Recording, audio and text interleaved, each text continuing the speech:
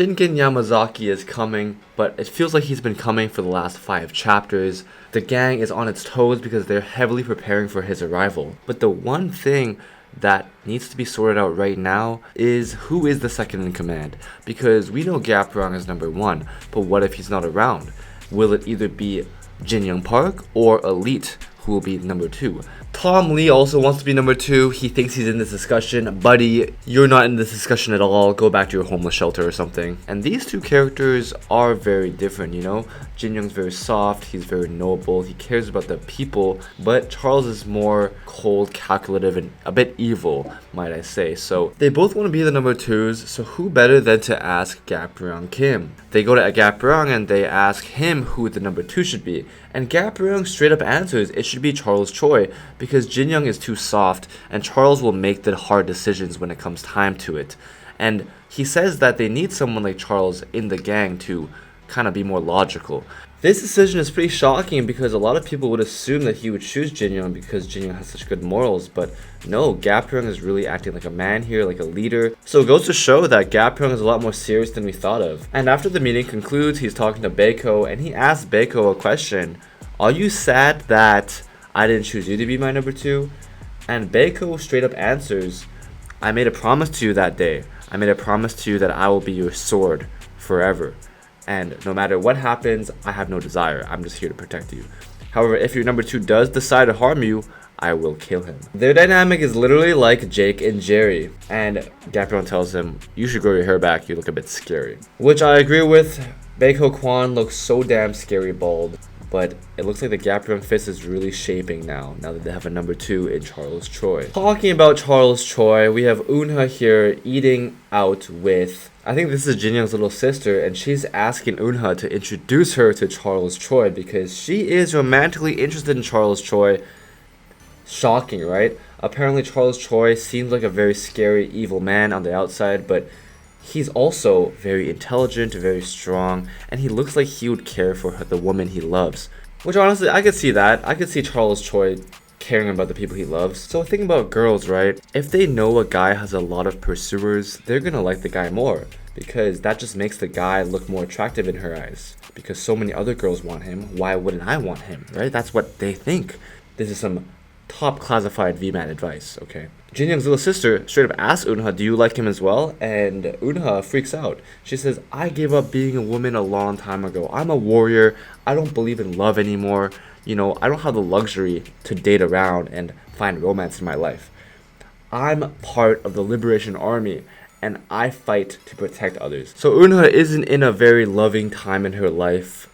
She doesn't have the privilege to go date around and find love, and that's basically what she says. So I think this conversation really makes Eunha like Charles more. This also kind of confirms that Eunha does like Charles. And it's so funny because Jin's little sister is saying that if she were to have children with Charles, they would turn out very well. So this proves that there is lookism here, but it's also geneism. Okay, she says that Charles's genes are very good. And honestly, if you have good genes, you'll have partners because people will want to have children with you, get with you. This is a crazy Charles Glaze chapter. Not only did Charles steal Jin Young's woman in Eunha, Charles is also stealing Jin Young's little sister. Charles on top. Charles with 3 W's, Jin Young with 3 L's. It's over for Jin Young. Talking about Charles, he also gets the better of Jin Young later in this chapter. We'll see what happens. Right now, the Gaprang Fist Gang are strolling around Seoul when suddenly some really bad news happens. The bad news guy comes in, you know, the emergency guy. He says, there's some bad news. Busan was taken down. The Impel guy was defeated by Shingen. You know, that aura farmer, the pre-generation Busan guy was taken down in like one shot. Everyone's shocked because that guy's supposed to be really strong. Busan was totally wiped out, and not only that, but Shingen is now on his way to Seoul, so it's not looking good. Jin Young starts making orders saying to get the civilians out of the way, start evacuating everyone. But there's more bad news that comes. Not only are they on their way to Seoul, but actually they're outside Seoul right now. There's all the 3 main forces of Shingen's army are here. Shingen is also here, and it's over. They have no time. They're right outside, so they're gonna attack Seoul in like probably 1 minute. I do like how fast this chapter is picking up. You know, we're just zooming by this arc. All three main forces, so these three guys, they are Shingen's main forces. They are the three executives right under Shingen, so likely they're going to be very strong and probably gonna have to fight the executives of the Gapryung Fist Gang. So Jin Young starts freaking out. He tells everyone to evacuate the civilians and gather all the troops they can to protect the civilians, but Charles thinks that's a horrible, stupid idea, because why would they use their troops to protect civilians when they can use their troops to attack the Yamazaki forces and defend all 4 points that they're attacking from, because they're attacking from both northwest, east, south, and we need to protect all 4 quadrants of Seoul.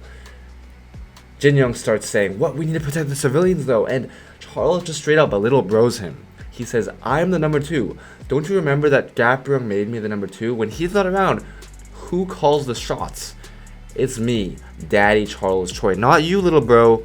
It's me. I took your sister, I took your girl, and now I'm gonna take your dignity. Charles is now commanding all the lines, and he pretty much just takes the role from Jin Young Park immediately. He is a good commander and strategist, I'm not gonna lie. You have to give him props. He is a very capable man. Women don't like nice guys, soft guys. They like strong guys. And this is exactly what Charles does. He deploys the troops of the Allied forces to confront the north, east, south, and west regions of Seoul. These guys are the really strong region leaders. Remember, they allied with Gapryung's Fist, and they pretty much just take down all the fodders of the Yamazaki'S that are infiltrating Seoul right now. So on the northern end, we have Dagger Man, who is a very capable fighter, right? He has 4 masteries, and pretty much just 1v100s all of the Yamazaki people.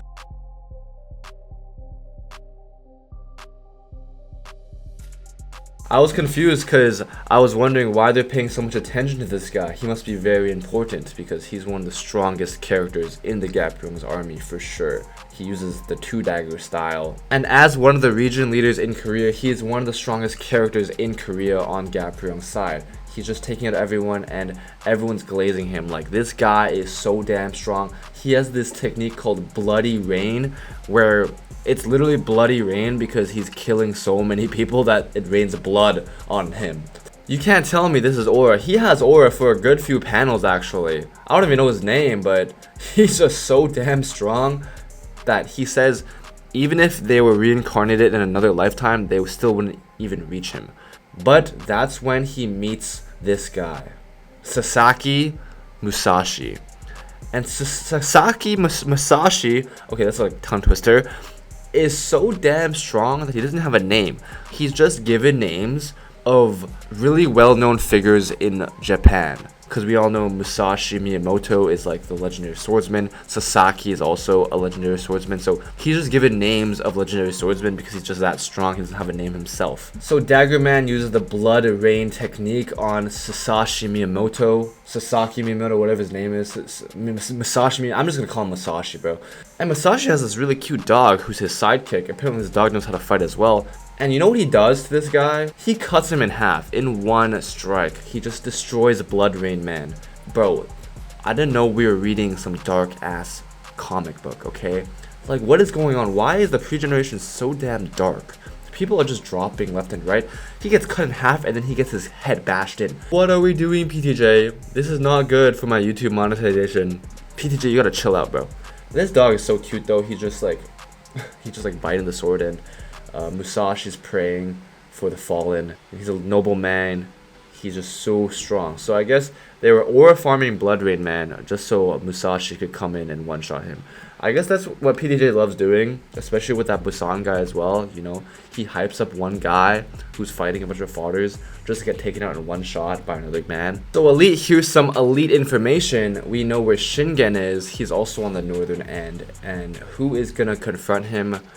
Well, we know who is there. It's Bang Ho Lee, the elder Bang Ho Lee, who's one of the 3 heroes. He's known as one of the 3 heroes next to Baekho and Mujin. So this guy is top tier. I'm telling you, he's top tier. Like, he probably beat Musashi pretty easily. But his opponent is not Musashi. His opponent is Shingen Yamazaki. And we know Bang Ho's entire purpose of joining this war was to defeat Shingen. So he wonders if his Hwarang can cut down Shingen. Next chapter, we're getting a fight between Bang Ho Lee and Shingen Yamazaki. It's gonna be very good. I'm so excited to see Bang Ho. Bang Ho's probably gonna get shit on, but we know that Bang Ho is still probably alive because he needs to train Gu Kim after this fight. So I don't think Bang Ho dies, but Bang Ho is probably gonna get his shit rocked, be unable to fight after this, and be permanently crippled because Shingen's prime is unbeatable. I don't even know how Gaprion's gonna beat Shingen because, bro, they made Shingen so damn strong in this story. Looks like Shingen is gonna run the gauntlet, so I'm excited to see what happens. I'll see you in the next chapter. Peace.